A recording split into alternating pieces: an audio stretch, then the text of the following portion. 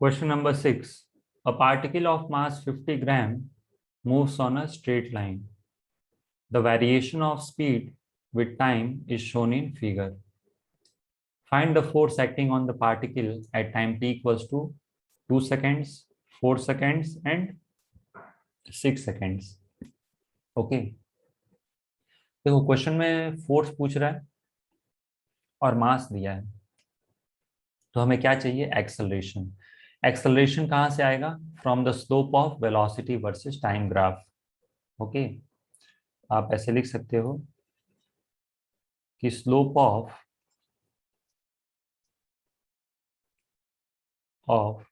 Velocity versus time graph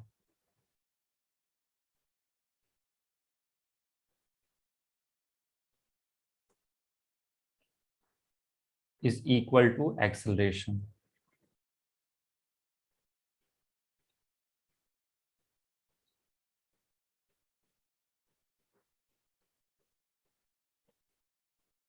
okay, अब एक चीज आप ऑब्जर्व करो, यहाँ पे 0 से लेके 3 सेकेंड्स तक एक्सेलरेशन कांस्टेंट है। क्यों? क्योंकि स्लोप कांस्टेंट है।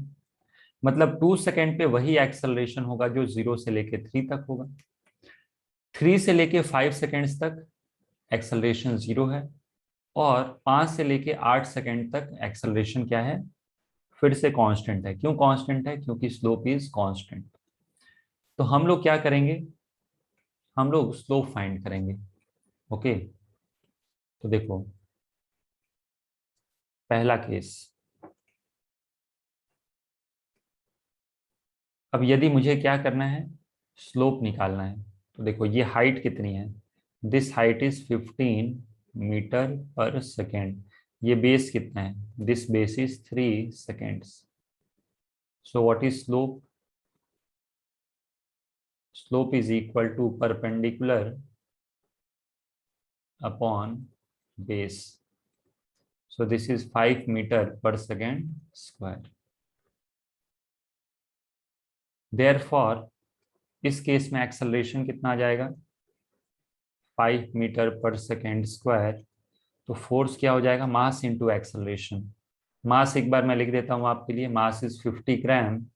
अगर जो आप एसआई यूनिट में चाहते हो तो इसको केजी में कन्वर्ट करो, तो दिस इज 10⁻³ kg। करेक्ट? तो अगर जो 10⁻³ मतलब 0.05 kg। Therefore, force will be equal to mass into acceleration. Multiply कर लोगे, बहुत ही सिंपल है। This is 0.25 Newton. Second case.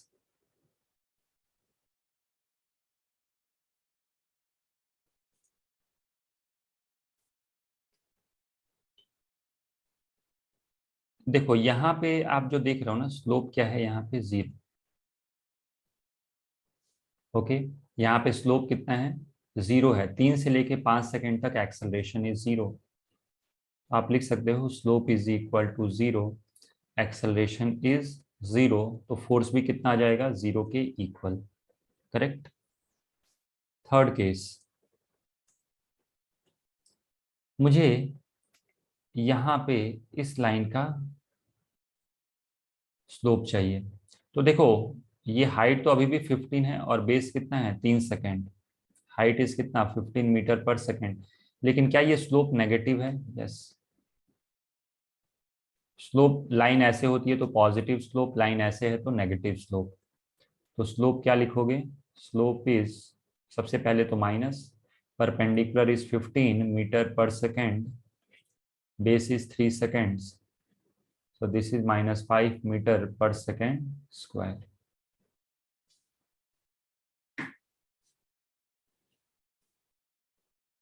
Okay. Therefore, force is equal to mass into acceleration. मास कितना है? 0.05। एक्सेलरेशन कितना है? अगर जो आप डायरेक्शन भी दिखाना चाहते हो, एक्सेलरेशन नेगेटिव मतलब फोर्स भी नेगेटिव। तो दिस इज माइनस 0.25 न्यूटन। ये माइनस क्या बताता है कि जो फोर्स है ना वो है 0.25 न्यूटन और ये वेलोसिटी के अपोजिट डायरेक्शन में लग रहा है। ओके, मैं यहाँ पे लिख दूं क्या कि therefore force of 0.25 Newton acts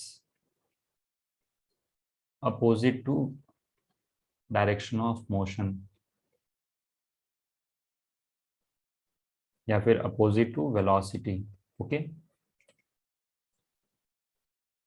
next question number 7.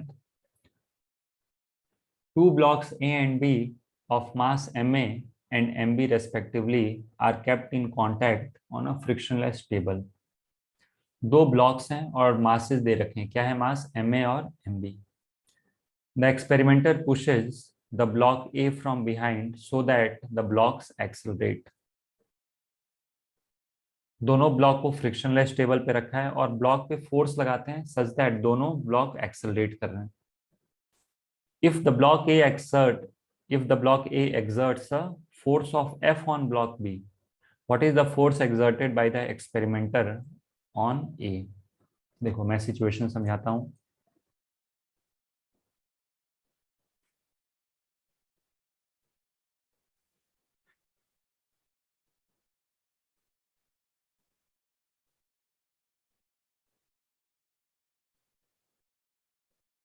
देखो दिस इज ब्लॉक ए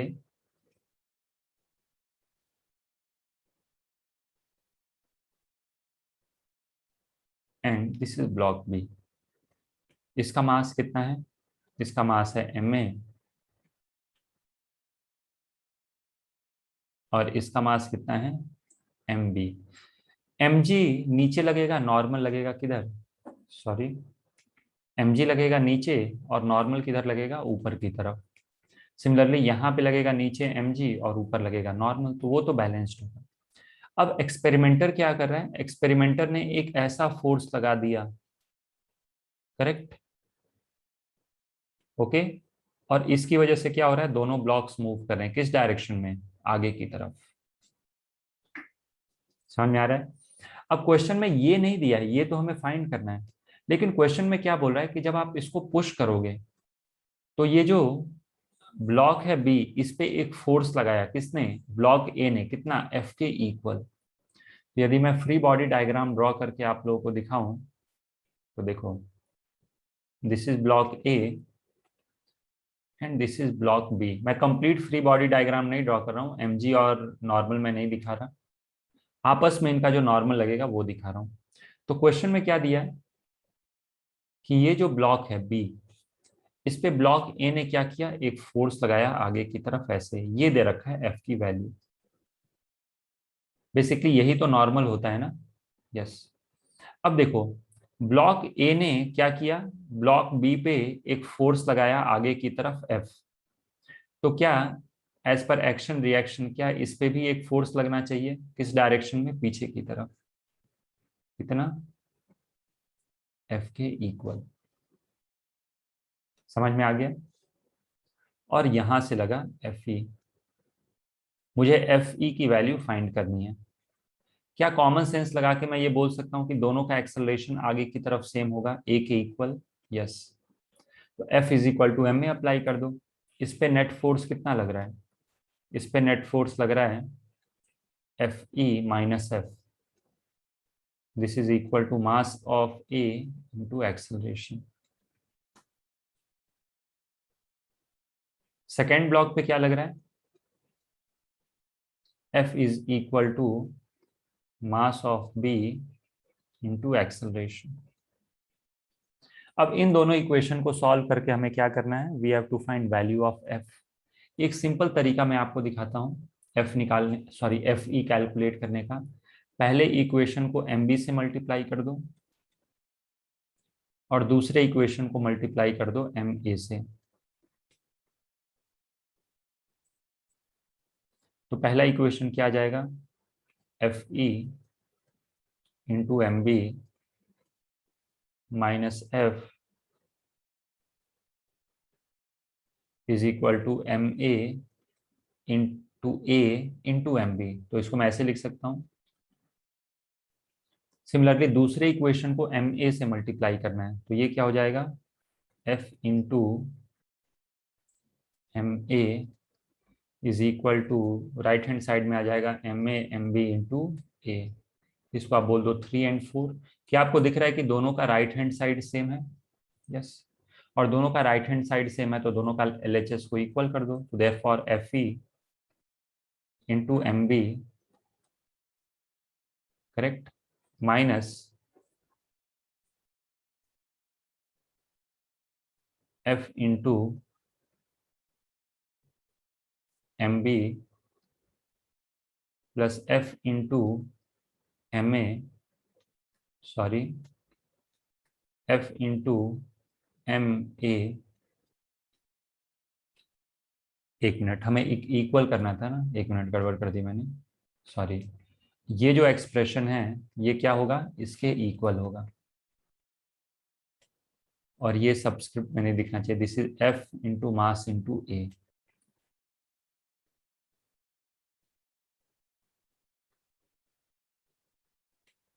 समझ में आ गया? अब इसको राइट हैंड साइड में भेजो, बहुत ही अब सिंपल कैलकुलेशन है। This implies F E into M B is equal to F M A plus F into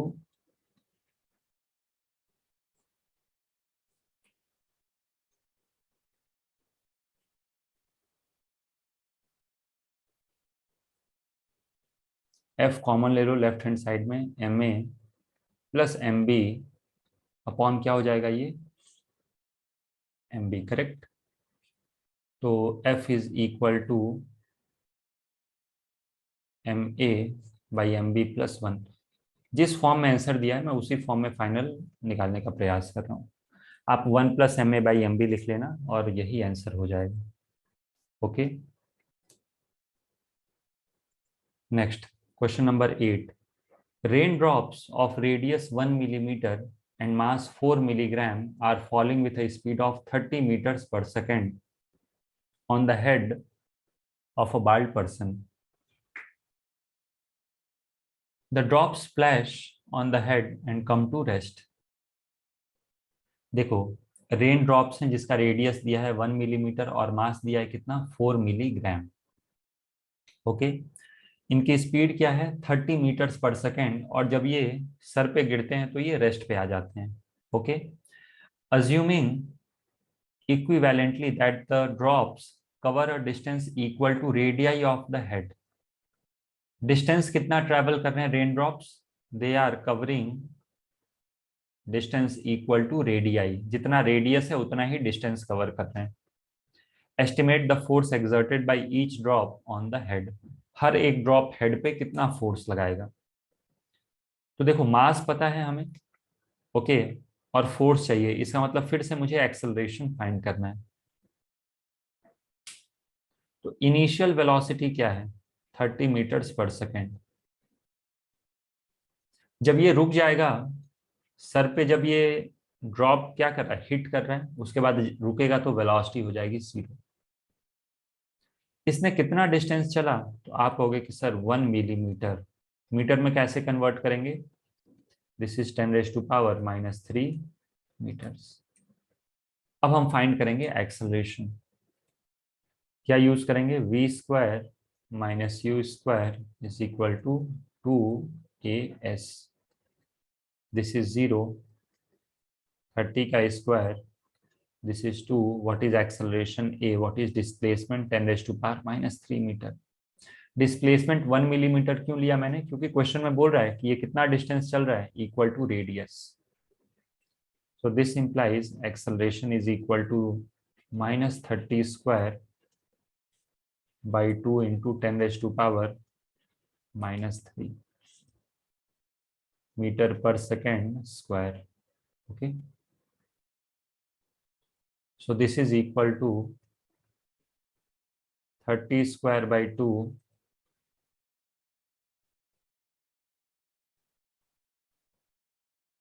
correct,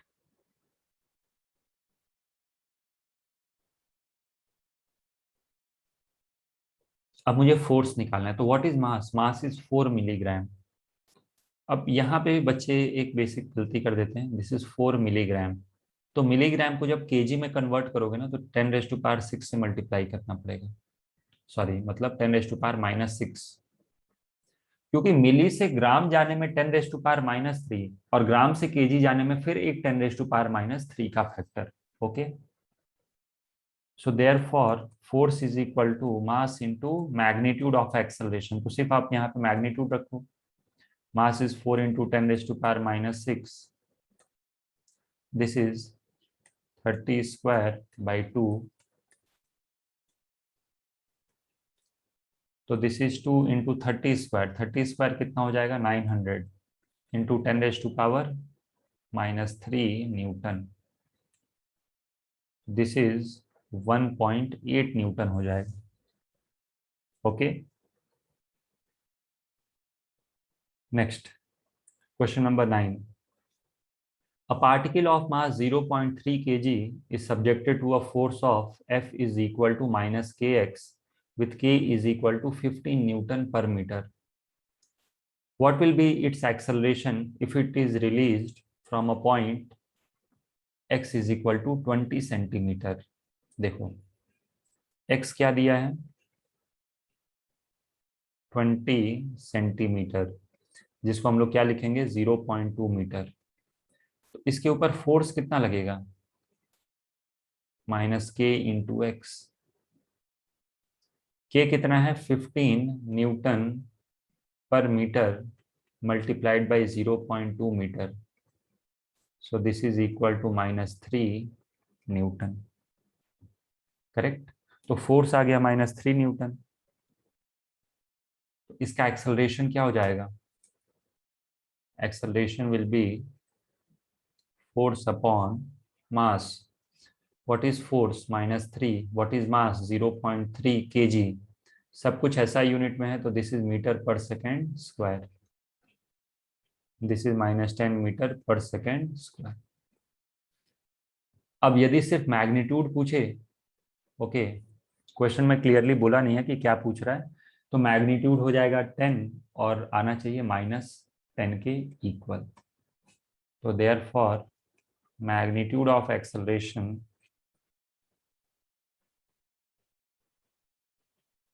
अब ये नहीं सोचना कि सर एग्जाम में -10 भी दे दे 10 भी दे दे तो किस पे टिक लगाएंगे, तो ऐसा वो करेगा नहीं। ओके,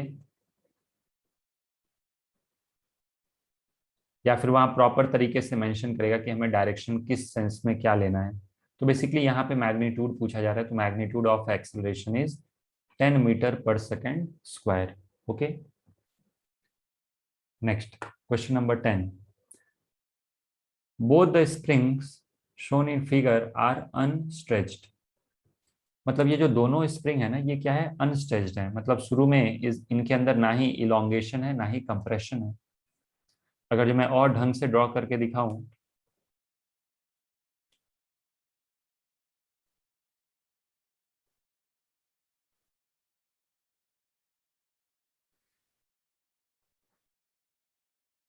तो ये कुछ ऐसा सिचुएशन है।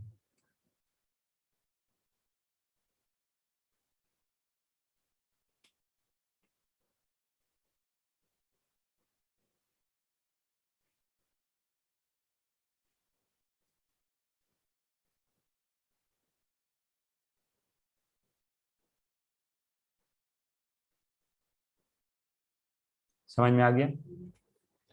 अब मैंने क्या किया, इस ब्लॉक को x डिस्टेंस हमने शिफ्ट करना है आगे की तरफ। ओके, इस ब्लॉक को क्या करेंगे? आगे की तरफ शिफ्ट करेंगे बाय डिस्टेंस x। तो क्या होगा देखो, जब इस ब्लॉक को आप आगे की तरफ शिफ्ट करोगे, यहां लेके आओगे,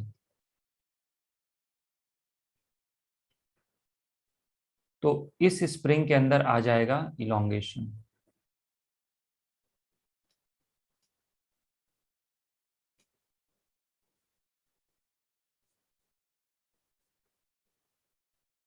समझ में आ रहा है? ये जो स्प्रिंग है ये हो जाएगा इलोंगेशन, और ये जो स्प्रिंग देख रहे हो ना, ये हो जाएगा कंप्रेस। सिर्फ आप इस पे फोकस करो। ओके अगर जो मैं इस स्प्रिंग के इस एंड को आगे की तरफ ले जाऊं x, तो ये क्या हो जाएगा, ये हो जाएगा इलोंगेट। तो ये स्प्रिंग हो गया इलोंगेट, और इस स्प्रिंग के इस एंड को, ये वाला जो एंड आप देख रहे हो, इसको मैं किधर लेके जा रहा हूं, टूवर्ड्स राइट, तो ये हो जाएगा कंप्रेस। अच्छा इसके अंदर इलोंगेशन है x और इसके अंदर है कंप्रेशन x, करेक्ट। तो इसको बोल दो स्प्रिंग 1 और इसको बोल दो spring 2। So 1 is elongated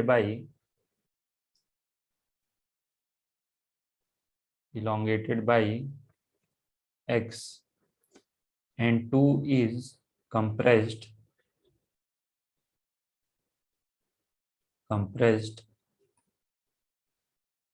by x। तो जो इलोंगेटेड है, देखो यहां पे ध्यान से देखना, जो इलोंगेटेड है क्या वो उसे अपनी तरफ खींचेगा, यस। तो जो पहला स्प्रिंग है वो इस ब्लॉक को लेफ्ट साइड में खींचेगा विथ फोर्स k1x। समझ में आ रहा है, ये जो आप स्प्रिंग देख रहे हो ना, ये इसे अपनी तरफ खींचना चाहता है क्योंकि ये इलोंगेट हो गया है ना। अच्छा ये स्प्रिंग कंप्रेस हो गया है, तो ये इसको इस तरफ पुश करना चाहता है क्योंकि ये खुद अपना लेंथ बढ़ाना चाहता है। तो ये क्या करेगा, इस ब्लॉक पे फोर्स किधर लगाएगा, towards left.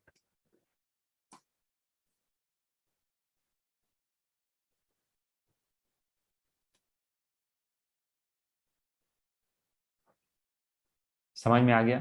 So what is net force, net force हो जाएगा इस पे k1x plus k2x। That is, क्या मैं लिख सकता हूँ k1 प्लस k2x, यस। तो एक्सेलरेशन क्या हो जाएगा बच्चों, force by mass. So this is equal to k1 plus k2x upon,